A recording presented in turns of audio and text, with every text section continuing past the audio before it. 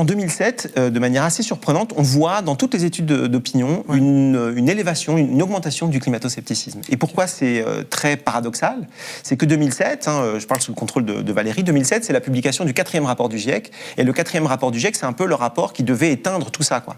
Le 4e rapport du GIEC, c'est en gros, on savait que ça allait se réchauffer, on a mesuré que ça se réchauffait, et on est capable de dire maintenant que ça se réchauffe tellement que ça sort de l'enveloppe de variabilité naturelle du climat, et que c'est attribuable à nos émissions, et qu'on est sûr de ça à plus de 90%. Et puis à ce moment-là, voilà, en 2007, normalement, si le monde avait fonctionné de manière optimale, on aurait tous, le climato-scepticisme aurait complètement disparu, on se serait tous retroussé les manches, et puis on se serait mis au travail, avec du retard, mais quand même on se serait mis au travail. Et en fait, bizarrement, enfin pas bizarrement d'ailleurs, on comprend pourquoi. En 2007, il y a eu aux États-Unis une campagne absolument massive qui a été financée. Alors il y a des sociologues des sciences américains qui se sont amusés à chiffrer ça. C'est de l'ordre de 900 millions de dollars par an qui ont été injectés dans toute une galaxie d'organisations, des think tanks, des syndicats professionnels, des associations, enfin tout un tas d'organisations qui ont ensuite accès aux médias, qui ont accès exactement, et qui ont fait une sorte de tir de barrage tellement intense qu'en 2007, on voit qu'aux États-Unis, il y a de plus en plus de climato-sceptiques. Et ce qui est très intéressant, c'est qu'il y a eu en quelques années une sorte de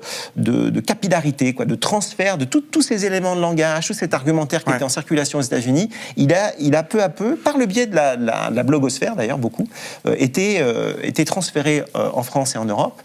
Et le terme même, c'est ça qui est intéressant, le mot climato-sceptique, avant 2005, n'existe pas en langue française. C'est un blog, en fait. C'est un blog, d'ailleurs, tenu par quelqu'un qui était un ancien de l'extrême droite européenne, Charles Champetier pour ne pas le nommer, qui a traduit ce terme, climate sceptique, qui circulait aux États-Unis et qui l'a traduit en français, climato-sceptique.